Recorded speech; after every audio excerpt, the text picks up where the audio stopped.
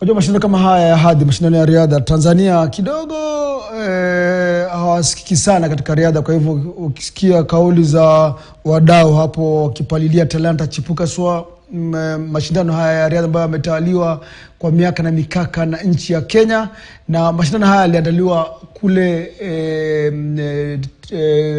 Tanzania. Sasa Kenya wamealikwa kwenda kule Tanzania. Tutatawala mbio hizo. Furaha, manake muhimu sana kutilia maanani talanta chipuka. Tusipofanya hivyo itakuwa taswira ile ya mgomba kushindwa na mkungue. Naam, tuchukue taarifa ambazo zimegonga habari haswa wiki hii. Mashindano yale ya kombe la dunia katika mchezo wa tenisi ambayo itaandaliwa hapa nchini jijini Nairobi. Nchi zaidi ya 12 kutoka barani Afrika zinatarajiwa kushiriki katika mashindano hayo, ambapo Kenya itawakilishwa na wachezaji 6. Tayari washateuliwa wachezaji wale ambao watapeperusha bendera ya Kenya katika mashindano haya kombe la dunia ya mchezo huo wa tennis, na ni mara ya kwanza kufanya mashindano hayo kuandaliwa hapa kwa zaidi ya takriban miaka 28. Kwa hivyo saizi ni maandalizi tu kuona kwamba mashindano haya ambayo yataandaliwa mwezi huu, tuko Juni, mwezi huu wa Juni, mambo yawe nywe.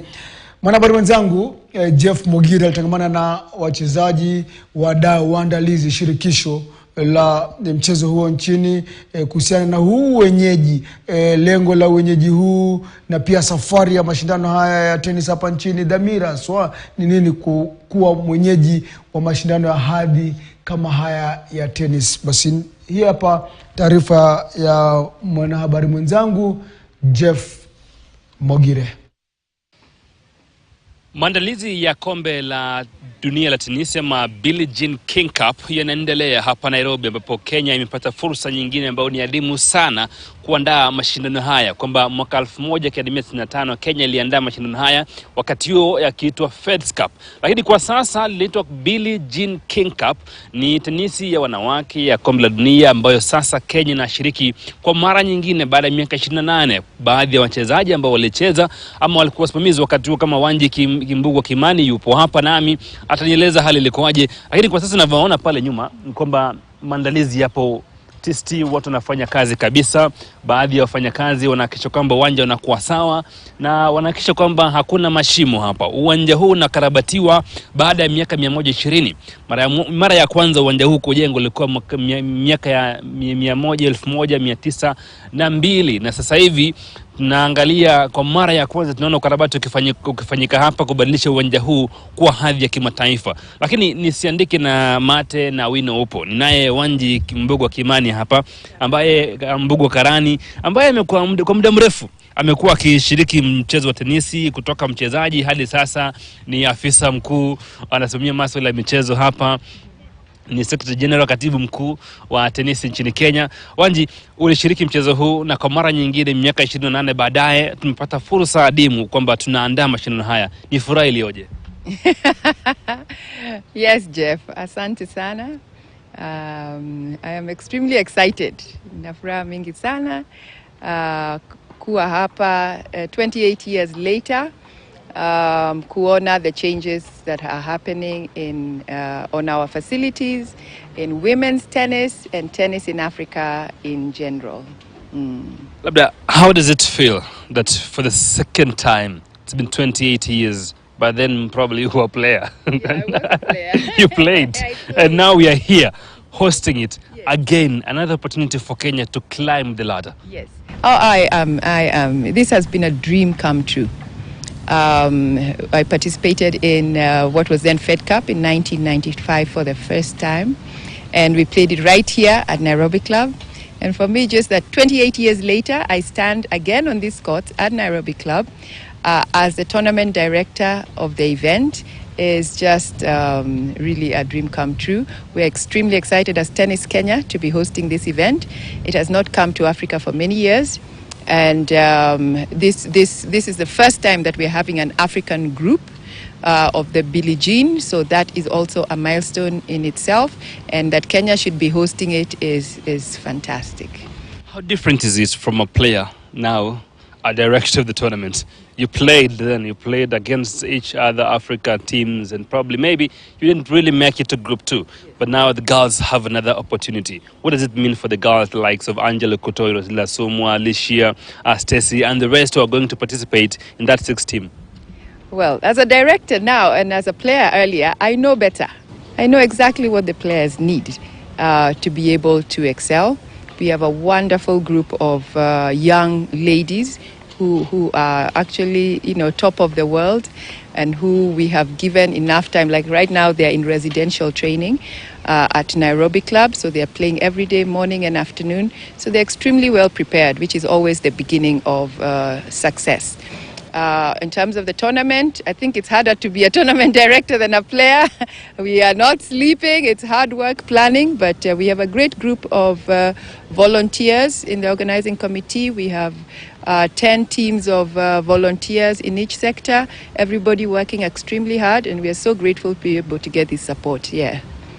We talk about tennis, women tennis specifically. We've seen men's tennis grow in leaps and bounds, and we've seen people like the Ilakos and the Barazas of this world and so many other players who've gotten out of this Nairobi club to be somebody at the end of the day. But we're talking about women tennis. We've had a few, and now Angela and the likes of Alicia and Roslida and the rest are rekindling the hopes of women in tennis. And clearly, they're pushing us to the limits and bring us closer to glory. Yes, indeed they are, and we are extremely proud of them. They have put in the hard work.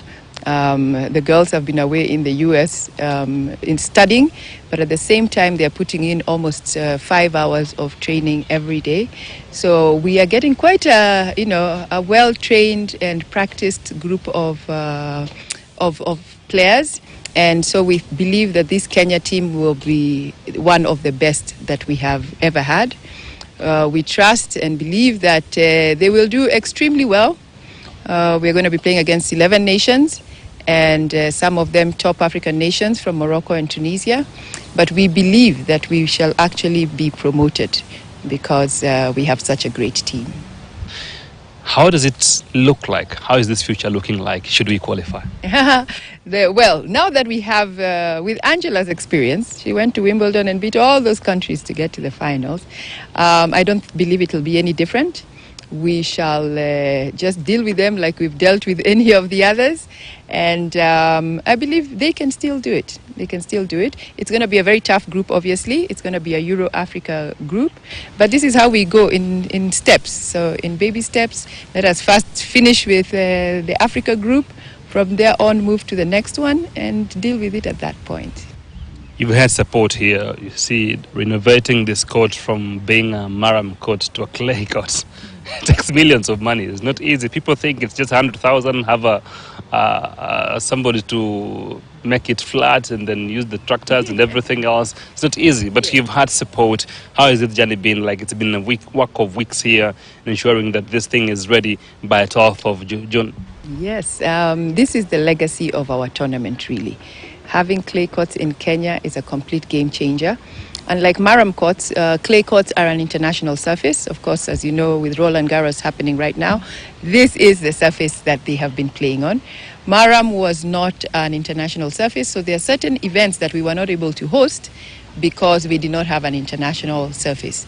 But now, because of Billie Jean, we have been forced to start changing our courts, and we believe that the other clubs will follow. Because Kenya really needs to move into international surface, whether they are hard courts or whether they are clay courts, so that we can then be able to compete at the same level with the rest of the world. The coaches always like to tell us we are lucky that we produced a world champion on Maram courts, because that surface is just different. But now it has started, and the momentum is big.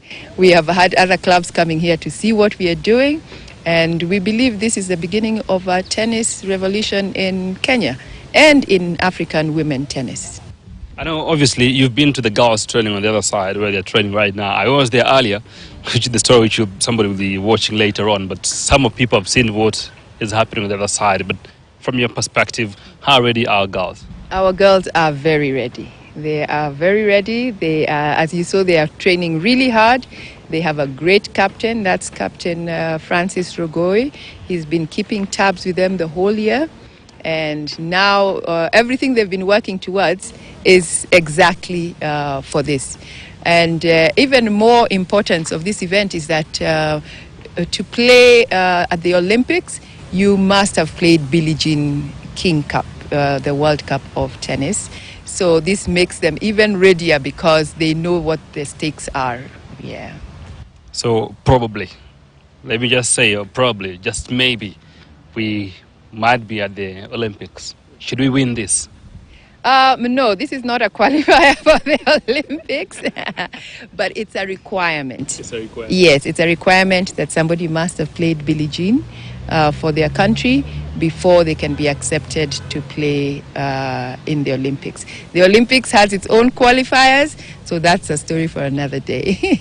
Angela has high chances of qualifying for the Olympics. Probably after this, now she can be granted opportunity to play the qualifiers and go to the Olympics. Yes, correct, because she will have fulfilled one of the necessary requirements, which is to play in this event.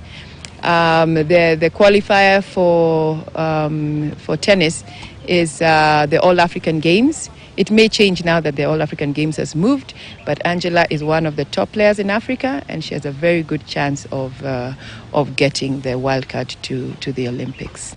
Thank you so much, Wanji. That is Wanji, anazungumza kama afisa mkuu wa tenisi Kenya, na anazungumza akisema kwamba Kenya ina nafasi kubwa sana ya kufanya vyema. Lakini kabla ya kumaliza Sani, ni kwamba naomba tuangalie taarifa hii ambayo nilikuwa nimeandaa awali kwamba wachezaji na washiriki kombe hili ama kombe la dunia la tenisi Billie Jean King Cup wanafanya maandalizi.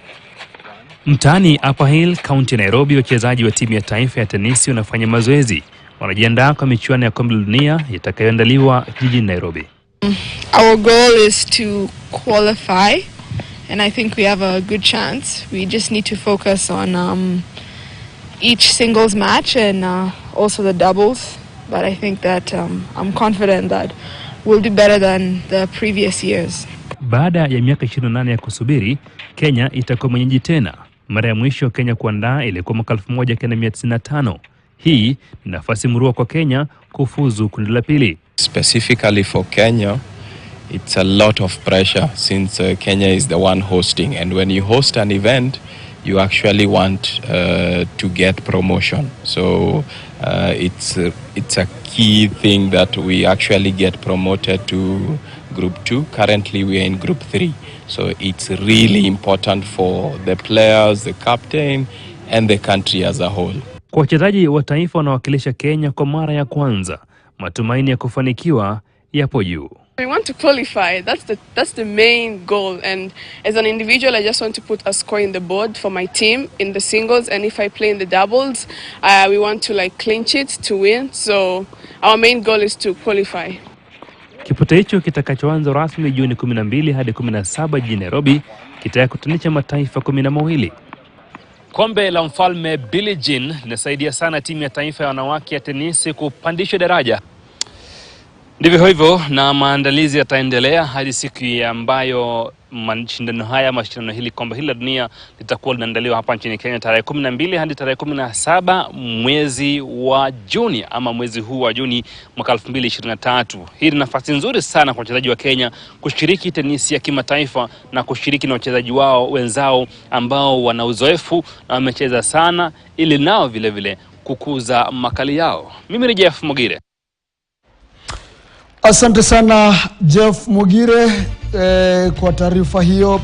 Napumua kidogo kukumbusha tu mitandaoni na kuuliza kauli inafungamana na ujio wa Mason Mount Manchester United, na kuuliza iwapo atachangia pakubwa, ataboresha timu hii ya Erik ten Hag, ama mambo yatakuwa yale tu ya Harry Maguire. Sema nasi ni